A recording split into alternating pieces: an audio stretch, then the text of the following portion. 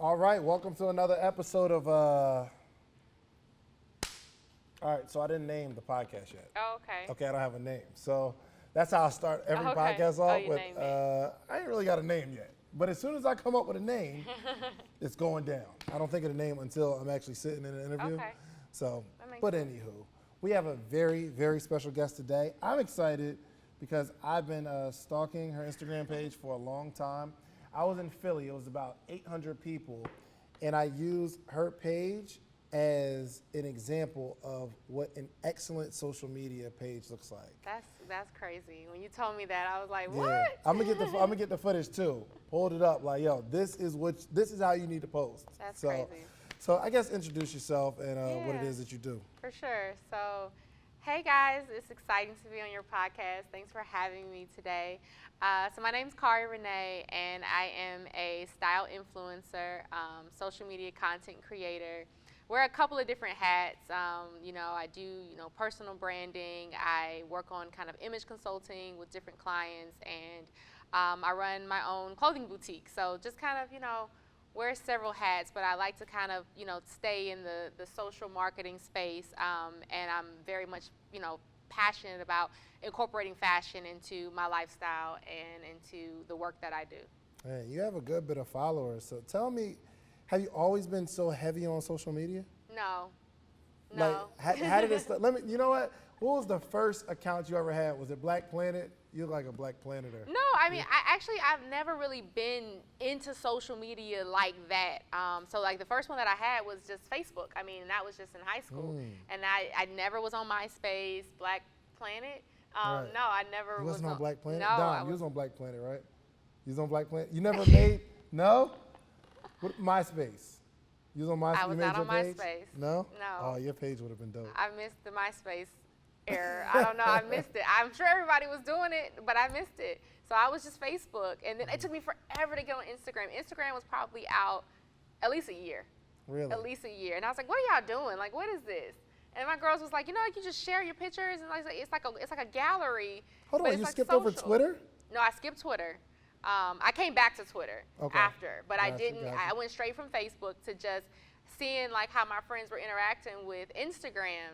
And nobody was taking it seriously. Everybody was just posting like cloudy pictures and just, Right. dark, grainy photos. And I was like, okay, like it's just another place to display your photos. But I kind of started seeing people quickly take an interest into making it a little bit more. And so when I would come across accounts that were more curated, I was like, wait, who is this? And why are they taking so much, great interest in having beautiful photos? Right. And so that's what I became attracted to when I was seeing the accounts that were organized, and because that's the way I think. And so just posting pictures to be posted, that's why I was just like really never into social. Even today, I use it for my business. So always been kind of in that mindset. And it was like, if I'm just going to share pictures with people that I like and know, I'm going to just text it to them. Why would I post it on a page? If I'm going to be on a platform and be able to, get people that I don't even know to be attracted to my content. Like, I'm thinking about it in that capacity. If I'm going to get people that I don't know to be attracted to what I'm posting, I need to figure out a way to captivate them and have a strategy for how I can make this make sense in the long run, because just posting to be sharing, I didn't really see that as my avenue. Gotcha. So, why were you taking it seriously? Were you always saying, yo, I'm gonna have a boutique and I'm gonna build it on Instagram? Or were you just like really getting dope pictures together and just making it for a cool presentation just because? Well, initially, so when my sister and I actually decided to get on at the same time, so we said we'll just come together, because we were both like super slow to getting on social media with Instagram, and so we decided, okay, we're just gonna like run a page together, and then we named the page. It never changed the name. We've been on Instagram since 2013, and we kept the name Layla Style because we wanted to create almost like a persona. Like we wanted women to be followers of ours. And so we said, okay, what's gonna be attractive for like a name? We didn't want to name it like either of our names. And we loved, like we were really into like magazines. We loved Elle magazine, Marie Claire, and we liked how they used the women's names so that any woman can feel like I can be Elle, I can be Marie Claire. So I want to be able to connect to the kind of sort of the avatar of kind of who this person is, without it actually having to be one of us. And so Layla stands for dark beauty. Okay. And so we wanted, you know, an African American audience. And we were just thinking about, like, you know, who's going to want to, like, watch our page. Mm-hmm. So Layla is where the name came from. We added style to it because we were just showcasing the lifestyle of this girl, Layla. Right. We were showcasing, like, all inspiration pictures. We never showed our faces. It was just, you know, pretty houses, pretty cars, nails, all things that Layla would do, right? So almost like Barbie Dream House was what we were creating. So we became like an inspiration page. You never knew who the girls were. And there's not really a whole lot of those pages left. And people have come to the front of their brands, but we were just inspiration. So you followed it for like, what is Layla doing today? What is she like today? And that's where we grew. Crazy. And it wasn't until we hit our first 10,000 followers and we grew the page just on inspiration. Didn't do anything else except post things that matched the lifestyle of the person that we created, and we knew that that was going to pull on the heartstrings of women that wanted to be like Layla. Wow. And that's where the first 10,000 followers grew. And we got that within about 8 months of getting on social media, just by having that strategy of posting consistent content that fit the message and the target audience that we were trying to get to. Didn't know what we were going to do with them once we got them, but that was what we were doing. So when you see people like struggling and spinning, like, well, I don't know how to get to them, that's the mentality that we had, and how we kind of created the content around when they come, they're going to like it, they're going to double tap, and they're going to want to like tag a friend, like, oh my gosh, girl, look at this. And that's kind of how it got started. Dang, so you created a page based off like a fictional person, based on what they would do, like the ideal lifestyle, like, well, like that is, that's just so clever. So how did you, because right now you see it, it's just all you. Yeah. So how did it, or why did it transition from that to just you? So it's gone through a couple of different ways, and people who've been like rocking with the account for like ever know that we are, like, we just don't stay in one space. It's like we've been constantly creating and trying to figure out, you know, what it is that we really want to do and how we want to kind of leave our mark. So we've done a couple of different things. You know, we started with the inspiration. Once it transitioned over from strictly inspiration, my sister and I decided to just start showcasing ourselves. We weren't blogging, but we were just kind of showing our night out. So we became we became the first faces of Layla, like the first real people to see the Layla lifestyle come forward. And y'all look exactly alike. Yeah, so it was me and her. So we would just be like, okay, Layla's out tonight, but like this is what, you know, she's wearing, this is what she's doing. And people became interested in our personal style. And that was something that we had to have them validate. We thought we could dress, but they had to say it was okay. So from there, we decided to, because people are like, where do you get that from? And where is this from? And then, so that was around like 2014, where blogging was starting to pick up, and now fashion blogs are like kind of becoming really popular again, and everybody's kind of like, you know, where to get this, where am I wearing this to type of stuff. And so we decided to launch our own, blog at that point. And so then the blog became the page, essentially. Now you're posting the blog content. All the inspiration was done with. We didn't post any more houses and cars and things of that nature. And now it just became our style, kind of slowly integrating into the content. From that point, we brought in our third sister. And so we were doing three-way content for a period of time. And then life just happens. You know, people, you know, we all had different interests. I was really heavy in fashion. My older sister is really heavy in design. My baby sister is really heavy in hairstyling. So they kind of started to develop their own brands outside of kind of that umbrella of what like Layla was. And I was left like right there standing like, this is what I love. Like I loved the Layla lifestyle. I still love traveling, you know, shopping, like the whole thing. And they were like, So I maintained the Layla lifestyle. And so now I bring them back in kind of in a way that allows me to, you know, use their talents and bring in her design and bring in my sister for hair, but it's still just kind of been me in the forefront. But we're cooking up some stuff to bring the three sisters back together because, you know, we're very much alike in the way, and we think we're so much more powerful as a threesome than we are as me just by myself. So we're thinking of ways to kind of bring it back together, because now everybody's like, okay, what's going on with Layla? Like, what is she doing now? Like, how can we get back in on it and kind of, you know, re-engage the sister brand? Gotcha. So first off, when you look at your page, it's just, I mean, you don't miss a step when it comes to fashion, right? So how long have you been swaggy? Like, have you always been like, were you in elementary school? No, like, not at all. Like, it's so funny. My mom, she was really concerned about, which way I was going to go because I was a tomboy, like Really? super duper. Like, my mom was like, oh my God, what's happening? And she was going to be cool either way. But yeah, I was like very much into like oversized everything. She was like, look, I don't know what's going to happen with this one, but I'm just going to pray on it. But yeah, I was like into oversized everything. If it was too tight, I couldn't take it. I was like, the jeans had to be baggy, oversized shirts, like oversized coats. I mean, it was very like TLC-ish. I don't know. I just like big clothes.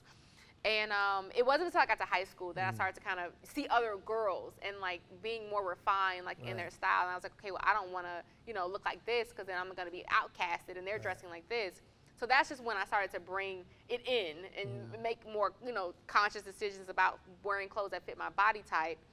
But then, you went to college and still wasn't like super into fashion in the way that I am now, but it's always been like a part of my life. Like my grandmom was a seamstress till she retired. My mom owned a clothing store when we lived in Philadelphia.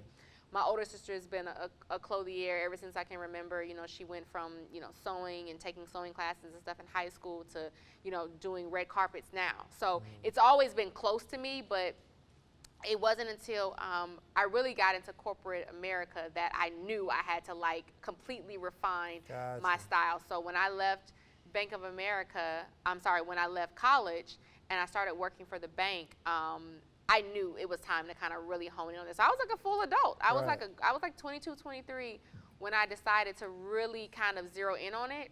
But I've always been like attracted to like fashionable things and fashion. But that's when I really started taking a personal interest in dressing in a way that like fit my personality, fit my style. And then within the last recent years, I picked up the consigning love and like, buying things that have been previously worn and like reworking them. It just completely like completes my personality. Like I like to like maneuver pieces and things like that. So sometimes I sit in the store, it doesn't have the same impact as seeing something that, I can take home that's, 30, 40 years old and be able to kind of, rework it in a way that I can make it modern today. So it's been an evolution like of my style, but now I feel like I'm in the most comfortable place because, it's fashion, but it's personal style, it's your personality, it's your confidence, and everything kind of coming together gives the image that you put off. And so now I feel like I'm like in my most comfortable place. How important is fashion? Because some people are like, yo, your clothes don't matter, what you wear doesn't matter. And then I saw, what was that movie? The Devil Wears Prada. Yeah. And the girl was like, yo, it's just clothes, it's Yeah. just a shirt. Yeah. And the lady was like, what? And she let her have it. Are you that type of person, like you really or you really care that much about fashion and how much it improves your lifestyle and how it makes you feel, things of that nature? I am very big on that. I mean, I'm not anal to the point where like I'll give it to someone who's not interested in it, but I do feel that way because I think you can have anything in this world if you dress for it. And I truly live by that quote. I think that the way we put off, I mean, when you meet someone and you're looking to accomplish something, it's all about our image. And so, being conscious of the decisions that we make with our style, it's so critical in the image that we're putting off. Like, what do you want people to think about you when you're in the room, when you leave the room? What type of impact do you want to make? And half of that is truly our exterior appearance. A lot of that's our personality, our intelligence, and what we bring to the table, how we speak. But then it's, what was she wearing? What was he wearing? And it's not about labels. That's not what I'm saying. But it's about making conscious choices about style and dressing for the proper occasion, making sure that you're getting the proper fit for your body type, making sure that you're getting quality fabrics and quality materials, and that you're being conscious of it in that way. So that's how I am. I'm anal in that capacity. Not that you got to be dripping in Gucci. That's not, I don't even want to see that, because that person actually doesn't have style. They're just kind of style clout chasing because they really don't know how to incorporate it in a way in their wardrobe. They just feel like they have to just kind of be like, get it right off the mannequin onto their body. Oh man, I've seen that just look like you have the money to buy that stuff, but you just look sloppy. Like you didn't. this isn't well put together at all. That's like the worst. It's actually like a meme. It's like, it's like almost like your worst nightmare is to see someone who can afford just a gorgeous wardrobe, but just doesn't have any idea how to put it together. But there's a difference between, you know what I'm saying, image and just dressing. So it's like, getting dressed, you get dressed every day, but is this the image? Is this the persona? Is this what you want as your lasting impression when people walk out of the room with you? And that's where I feel like style and image kind of come together, and it is truly that important, you know. And when you make the decision about, am I gonna go meet this person wearing this? It's just funny. Even today, like I said, I felt that comfortable, but I can turn it in a second, and so I'm always ready for whatever. Clearly. And so that's kind of like the way I approach it. Yeah, it was pretty dope because we were in there having a meeting, and she was in t-shirt, jeans, like regular t-shirt. She had no makeup on or nothing. She was like, "Yo, Dave, we cool now, right?" Right. And then I was like, "Yo, we got to do this interview." She said, "Oh," I was like, "You got clothes in the car?" And she looked at me like I had cussed. She said, "Do I have clothes in the car?" Like almost like, "Yo, what do you mean I do this, right?" I mean, she said I got makeup too, so she came and put it all together. That was so dope. I got a question. Yeah. Have you ever dated somebody that you really like, but they were just swaggerless, like they just couldn't dress? For so sure. how do you? Yeah. Is that the turnoff? Is that It's the actually not the non-negotiable? turn off. I love it. Two things have to be in place for that to work. One, you have to be able to afford another wardrobe. Right. And then two, We're going shopping today. you have to be you have to trust me, with your style. Right. And when you have that, and he's like, yeah, like this is just kind of what I do, what I'm saying, I work in tech, or I just, what I'm saying, I'm not really into that. Right. And you're open and you're flexible to allowing me to kind of enhance your wardrobe, and you're receptive. That's like the best thing, because I feel like men, they want to feel confident, they want to feel a certain type of way in their clothes, but they may just not have the proper person in place to kind of put that together. So I don't look at it as a turnoff. I look at it as an opportunity. As a project. Yeah, it's definitely a project, and if we can get it quick. Yo, but have you it's had cool. somebody that was just like, no, I'm not. I'm just coming out the house. I'm coming out the house. Yeah, I mean, you get pushback, but I've not had anyone, and I'm not like a serial dater, but I mean, I haven't had really an instance where like it was completely shut down. But that's just what, like I said, you gotta. It's like, okay, I'll give you a shot. Go for it. Here's the budget. Have a blast. Like, see if you can bring it back, and if it works, it works. Right. But you'll have stuff where people don't like the pieces that you select, but that's just where we're kind of fine tuning the wardrobe and kind of fine tuning like my expectations of your style, because when you're dating, that synergy and like looking like you match and meet the other person where they are is so important. So in anything that I do, it's so funny, whether it's with my sisters or if I'm talking to a client or whatever, the first thing I always ask is, where are you going? That's all I care about. When you say, hey, yo, I'm thinking about wearing this, and you're just picking out, I'm like, where are you headed? Because that makes the difference. No, That that's might be the not. name of the book. Yeah, where are you That might going? be the name. That might be the name. I think we got the name. You think so? I think we got the name. All right, cool. where I'm you sorry. going? Proceed. It just hit me like, oh, Right. that's crazy. Like, where to? That Right. is what I always want to know. And so, like if I tell a guy like we're gonna go to, we're gonna go have dinner at St. Cecilia. Okay, well I know what that looks like, and so if I'm dressed and I show up for dinner at St. Cecilia and you're dressed like you're about to go to a Hawks game, that's a problem. So we have to kind of like, you gotta understand where style comes from and understanding the context and where you're going and how that matches with the items that you pick out. Right. And if you don't own them, then we got to kind of, get them. But last point about that, that's where capsule wardrobing is so important, Right. because when you capsule wardrobe, you have all the key essential pieces for anything. So now it's just like, okay, I already have black slacks, I have black dress pants, or a black pair of, dress shoes, a nice crisp shirt. That's the part of the essentials. Right. But then if I want to throw on like a funky blazer to kind of finish it off, well then that's the trend piece that you would go and purchase. Right. But the capsuling is already done. We shouldn't have to try to figure out from head to toe what are you wearing, because your wardrobe should be built on 50 essential key pieces that every wardrobe should have from season to season.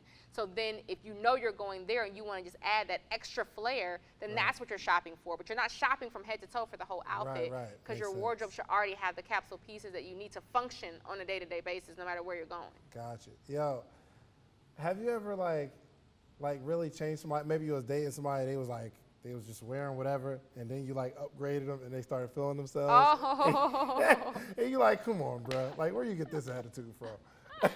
You know what? That has happened. That has happened. That has actually happened because clothes. They make you feel a certain type of way. And especially when you have the money to shop the way that you want. And it definitely is a confidence booster when you're able to dress in the way that you feel like represents you the best. It is truly a confidence booster. So yeah, if you upgrade someone's wardrobe, it's gonna give them like a different flair, a different walk, a different swag about them.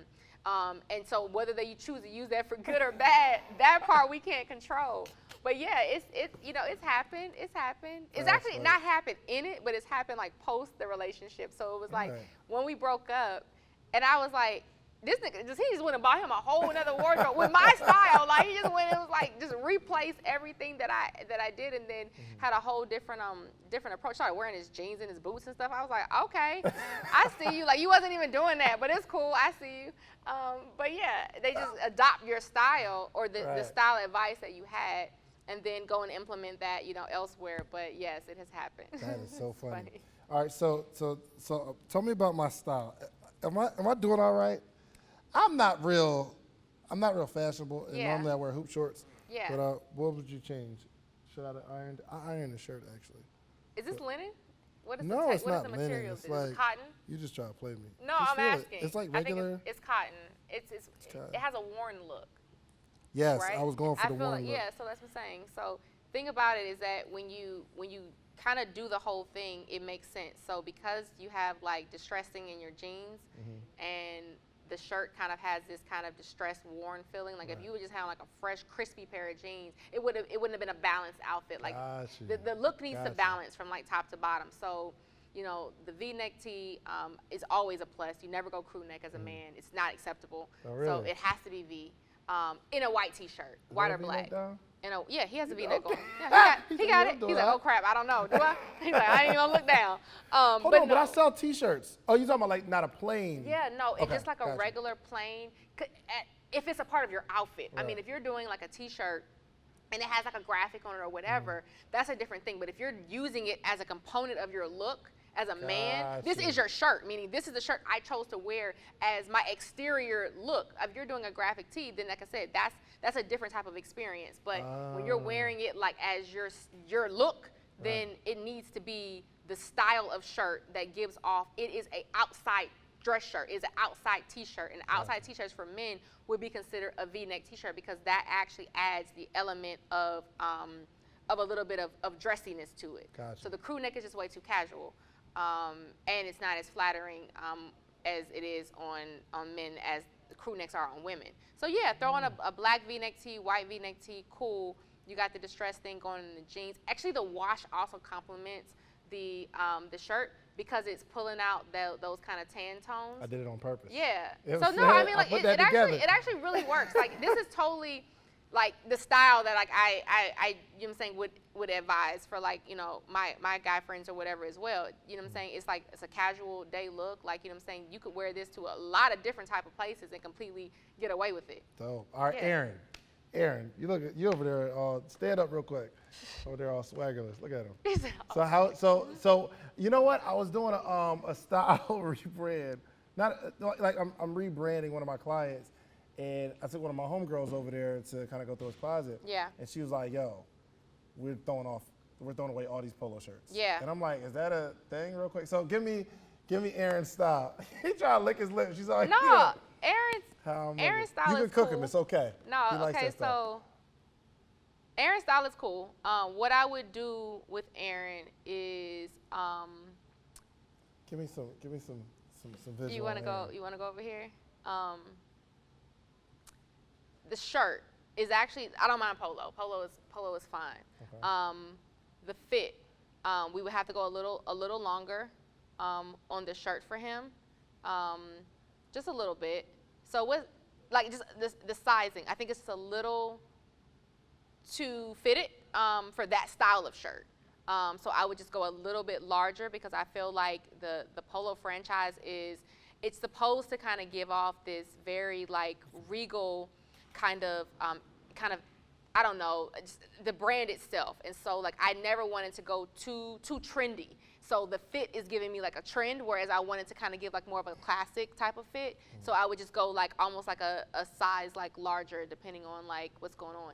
The jeans are cool. I don't mind the jeans, but the wash for the color is a little light. So you would just go a little darker on the wash for your jeans just to kind of pull out that kind of dark, the polo symbol and the navy blue. So just like a darker wash, like literally one shade darker on the wash is what I would do. And I mean, you're casual, so the tennis shoes cool. I love the simple like one watch touch. Like I hate guys who like do too much in that area, like, you know what I'm saying, like necklaces and watch and like, you know, ring. It's like, why are we doing all that? So Right. that's a nice clean touch. Okay, all right. Yeah. Okay, you like doing it. all right. He's good. You doing all right. He's good. I respect it. All right, so one more, Dion. I gotta get you. Because you got the new young Yeah. swag with the Yeah. pants and all that. So give me Dion. Give me a Dion overview. Come on over here. Come over this way. He put his hand in pocket. Yo, I like anytime your Dion. outfit is under Yeah. review, Right. you get extra cool. I really like his outfit. I actually only have one critique. Well, I have two, but I'm gonna focus on one. I am a stickler for with men. Belts and shoes have to match. They have to. It's not even up for discussion. That's the only thing. But I Give me love the second one. He's okay. He I can love the handle it. cut. We're trying to grow here. Yeah, so I also feel like men with dress shoes, and it's something we can do at home ourselves. So you just gotta shine. You gotta shine your own shoes, like at home. Like you ain't gotta go and get it professionally shined or nothing like that, but just have your little home kit. And this is almost like every time you wear them, because as a man, you know what I'm saying, you wanna, as for one, as women, that's the first thing that we look at on men is we go from the bottom to the top. So if we're starting automatically at your shoes, I mean, you can keep it in your car, especially if it's something that you wear them all the time. So yeah, you just keep your buffer, shine them buffers up in the front a little bit on the side, and then you're good to go. So keeping your shoes shine, especially when you're wearing dress shoes, belt and shoes matching. But I love the complementary colors. I think yellow and navy, they look so good together. So it was definitely a nice combination.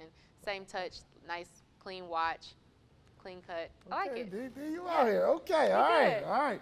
Yo, so I wanna kind of go into this is so dope, just what you do, and I want to go into I don't know. Can we tell? We can't really talk about it, right? What? Not yet. Like what we got working. Oh, I think we should talk about it. Okay, cool. So you're dropping a book, and how did it come up? How did it come up? Like we got together one day, and she hit me like, "Yo, we need to link up," and I'm like, "Yo, I was thinking the same thing." We linked up. How did this whole thing come about? I mean, so we're talking about trying to figure out a way to kind of package up, like, my knowledge and package up kind of my expertise in a way that we can educate women. Men could use it as well, but educate, you know, our audience on, you know, understanding kind of what to wear where. And we were kind of just talking about like kind of pain points, you know, like things that frustrate me when it comes to just kind of like style. And I think the thing that frustrates me most is people just not knowing what to wear depending on where they're going, and seeing people in different atmospheres just not having on the right outfit. And it's not to say like I'm trying to be like, you know, the fashion police, but it's truly just helping people kind of navigate and understand, okay, if I'm going here, you know, what should I wear? If I'm going here, what should I wear? So we were just kind of like thinking like, you know, what are some of the pain points that people have, and how can we fix a problem that's kind of already out there that isn't really kind of being tackled in a concise way, by still using your audience, using what they love about you, and kind of bringing that into kind of a fruition to where they can kind of like get something tangible. Right. So we're not to go too far into the book, but I'm going to ask you a few questions, okay, and I'm going to need a few answers. So what would you wear on a second date? You're not sure how much you like them, but you're willing to give them a second date. What would you wear? All right, so on a second date, if I'm not that sure, And tell me where we're going. Okay, all right, so, all right, second date, I'm not that sure if I like him. We are probably gonna go for drinks. And I say that because if I don't really know if I You can't like be sober? you, Well, no, it's not that. But if I don't really know that I like you, I need to keep talking to you. Right. So we can't do anything super active, because like no amusement, nothing too active, no bumper cars. It has to be something that allows me to be close to you and intimate. But because I don't know if I really like you, I do kind of want the buffer. Right. And alcohol kind of allows us to be kind of release ourselves a little bit and be a little bit more, comfortable around the other person. So second date, I would Happy hour, say 5 o'clock. yeah, do something early. Not like definitely not like dinner hours. So yeah, something around like 5, 6 before the sun sets. And we're just gonna go and grab drinks so we can be close, keep talking, keep the conversation flowing. Second date, I'm gonna definitely wear jeans. Oh. You gotta wear your best jeans on a second Okay. date. So second date, you're still trying to figure out the guy, and it may be the same. He may be still trying to figure you out too. So never take that for granted. Like that you think Right. you've already won him, Right. and you're just trying to figure out the other side of it. Right. Never think that way. So yeah, if you're still getting to know someone, you want to consistently put your best image forward for sure.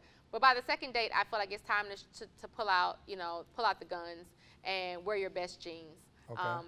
Men, whether they admit it or not, they love women in jeans, especially when you find the right ones for your body type that accentuate, your curves in like all the right places. But it's completely discreet. I mean, you have on a whole pair of jeans, so it's not like you showing your body in a dress. It's literally you have on denim. So I would do a pair of jeans. I would do a cute pump or an open-toe heel, depending on the season. A blouse, I think, is really sexy and appropriate. Like I wouldn't do a t-shirt, it's too casual, but doing like a pretty like blouse that buttons up, shows a little cleavage. This is all about, in my opinion, the art of seduction on the second date. It's about trying to kind of see where his eye goes. Does he compliment you on anything? So what about this look is gonna really captivate him? So you're thinking about being sexy while still being super conservative, while still wearing something that's going to capture his attention that requires a compliment.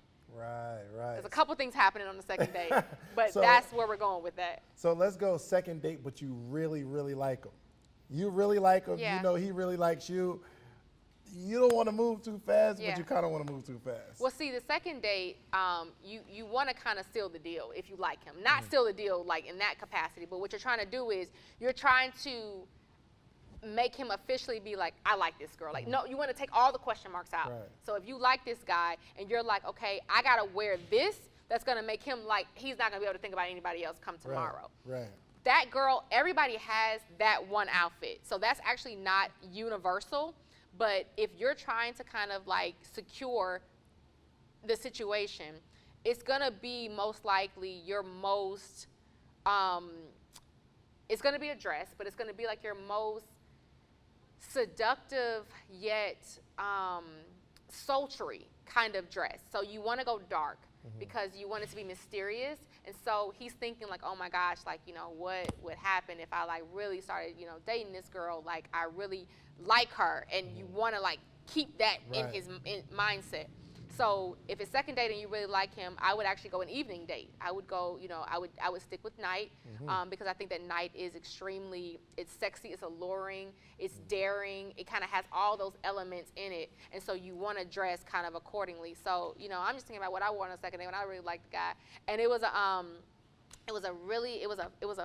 like a fit to flare, long like black maxi dress. It was scoop neck in the front, scoop in the back, and it had these ribs in it, and then it was belted like at the waist because you always want to like accentuate certain parts of your body. So for me, it's typically like my waistline. I like to bring my waist in because I have small hips, so it kind of helps them look like they protrude a little bit.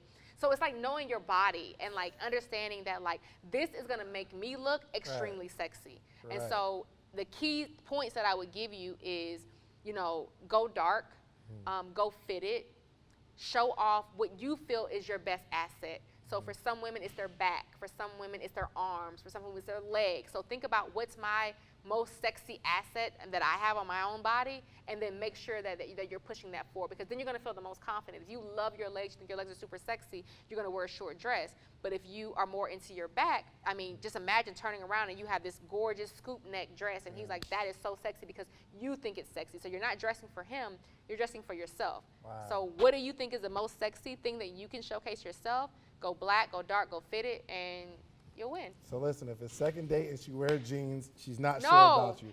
If she wears Yeah. if she wears a dress, Oh my yeah, man, you're out in. here. Yeah.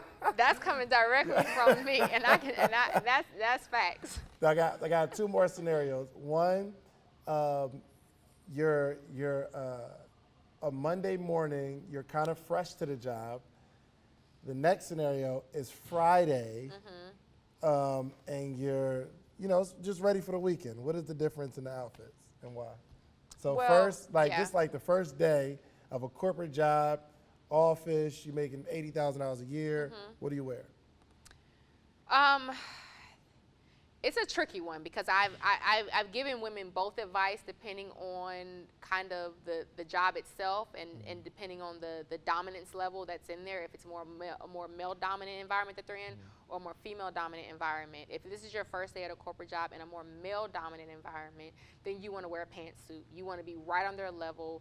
Don't be looked at like as a sex symbol. You don't want to showcase too much of your, you want to kind of start to fill out the culture. And so I feel as though if I'm my first week in a male dominated type of job where I know that my boss is a male, my coworkers, and there's only a couple other women, I'm going to wear pants all week long because I don't know where I'm going to fit into this culture yet. And so I immediately want to be taken as someone of extreme respect.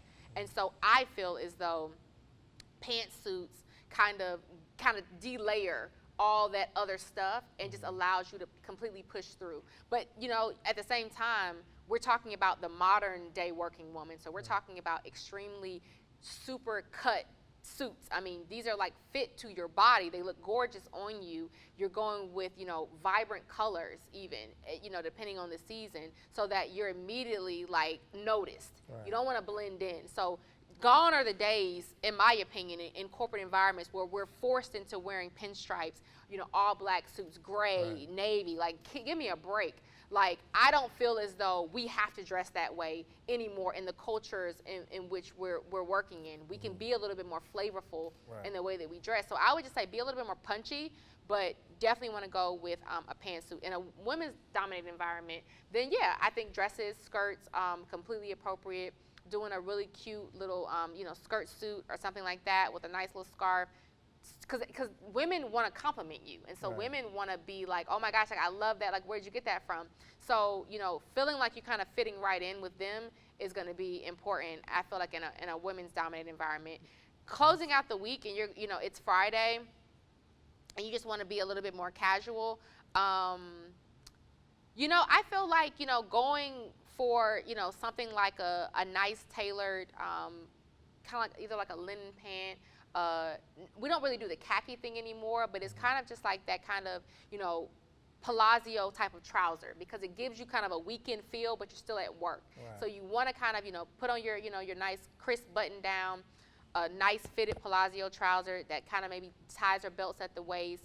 You want to still kind of give off a corporate work vibe, but you want it to be transitional because it's Friday. I mean, who knows? They may want to go grab drinks right after work. So you want to make sure your Friday look can transition you immediately into after work, because you never know what your coworkers want to have planned. So imagine wearing your Monday suit on Friday. They're like, hey, you want to go down to Taco Mac? And you're like, oh crap, you're not ready. So Friday should always think about transitions. Where could I possibly go after this? And that's kind of why, like I said, I always have clothes in my car, but it's because I'm a transitional thinker when it comes to style. So Friday should just really be about corporate casual, but transitional pieces that you can kind of de-layer. So if you had on like a jacket, the shirt that you wear underneath that jacket needs to be appropriate without the jacket, because if you're going to drinks with your coworkers right after and you have on like a top that should not be worn, but you only could wear it with the jacket, you're gonna look crazy. People be like, hey, take your jacket off, it's hot. And you have on like a halter or something or another, and it's all stringing up in the back. Like,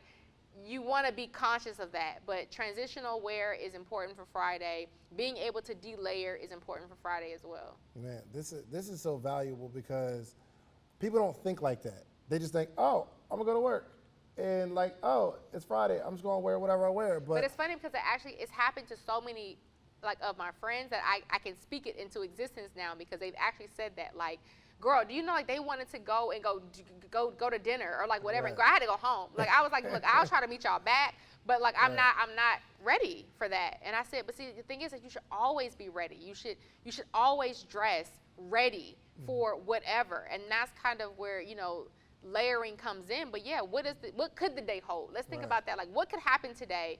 And Friday could definitely turn into a situation where the Right. girls or your coworkers are wanting to transition, and you need to be ready for that. You don't want to have to be the one that has to go home and then come back in a whole new attire. Right, Now right. you look crazy. Right.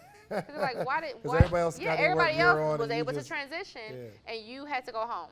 That's crazy. Yeah, I mean, Yeah. it's just a deeper level of like thinking how fashion really affects how other people feel when Yeah. they see you, and I'm gonna pay more attention. So I got one more question. In conclusion, I like to end all my interviews with what's the word called when you predictions. Oh, okay. Predictions. So, Cari, 5 years from now, I want to be able to look back at this and say, oh my gosh, 5 years ago, she said she was going to do it, and she actually did it. So what do you see in your future, you accomplishing, who are you going to be 5 years from today? Obviously with my help. Yeah, Let's of see. course, with your help. Wow, putting that into words, that's because I have so many thoughts, but I want to kind of bring it into a concise response. You could throw out a bunch of thoughts. Yeah. So I want to be a style educator. I really want to educate people around style and image in a capacity where I'm able to use my expertise and be almost like seeked out for my expertise. Like people call me and say, hey, we have a segment, we need you to talk about this. As it relates to, style and image, that's like, because that doesn't die. Fashion, it goes in its waves, but, image and how we present ourselves and being able to constantly educate people around the importance of perfecting and working on our image. And as things change in our lives, being able to move with that image. So that's one piece. I want to be a style educator. I want to be able to speak on style and image forever. Like that I could have these speaking engagements at 50. Yeah. I just want to be able to constantly be able to own this space. Another thing that I want to do is I truly do want to have a flourishing, vintage consignment business. I think that the style of vintage is such a timeless and classic kind of component to fashion. And no matter how many times we change the trends, it all kind of comes back. Right. And so, teaching people how to incorporate older pieces into their wardrobe to kind of help refine it and create like a timeless, and that goes with the education piece, but there's a tangible product associated with that. And you can always come and shop and buy and kind of add pieces to your wardrobe that will be able to last you forever, and they transcend years and time, and it's not even a factor. That's a piece. I want to have a brand that allows me to, empower women in some capacity, whether it's through, an organization or something where, it comes from style to personal branding to, just how to get what you want out of this thing called life. It doesn't have to be in the entrepreneurial space, but I've always felt like my calling on earth, it wasn't fashion, it was helping women, but helping women through fashion. So, this is just my passion, so I can't let it go. So I'm like, okay, if I feel as though I was put here to make your life better, then I have to use what I have in order to do that. And if my way of connecting to you is through style and fashion, then that's what I'm going to use to get my message across. But that's kind of, that's what I want. I want to educate. I want to encourage and inspire women forever.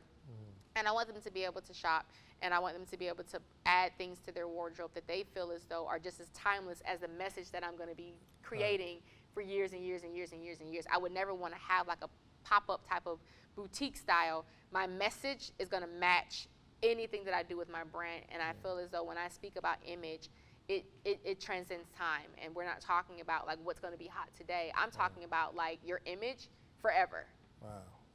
Well, listen, man, we're watching this This is 5 years from Yeah. when you're watching it right now, okay? So just remember, when you see her all across the world teaching women style, remember she said it 5 years ago. So thank you so That's much. so exciting. I've really enjoyed it. I'm gonna make sure I'm on my game. You know what I'm saying? Making sure my wash matches my color and all that next time. But tell people how they can find you.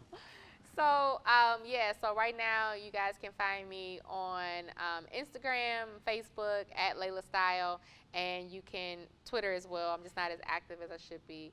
And then my website right now for my current vintage consignment boutique is houseoflayla.com. And that's what I got going on right now. Very different experience over the next couple of months. We're gonna have some new URLs dropping, but currently that's what's going on. Cool, it's going down. Make sure y'all follow her, okay? If you are suffering from swaggerlessness, you need to hit her up, okay? That's hilarious. If you really need some coaching, consulting, sometimes you go through your closet and you're just frustrated, okay? Hit her up, okay? She can help you. So thank you so much for being our guest. Thank you for having me. Y'all have a good one.